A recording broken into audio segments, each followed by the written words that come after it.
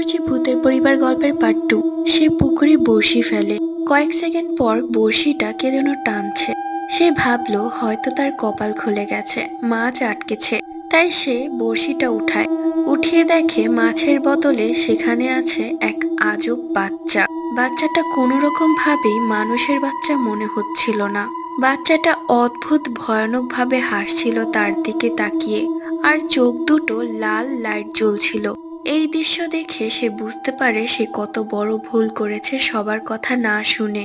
সে বড়শি মাছের ঝুড়ি ফেলেই দৌড় দেয়, কিন্তু কেউ একজন তার পা টেনে সেই পুকুরে নিয়ে যায়। এরপর সে যখন চোখ খুলে সে দেখে সে একটি হাসপাতালে ভর্তি। সবার মুখে জানতে পারে তার 4 দিন পর জ্ঞান ফিরেছে। তার শরীরের এক একটা হাড় ভাঙা ছিল, আর শরীরে অনেক নখের আঁচড়, যেগুলো মানুষের নয়।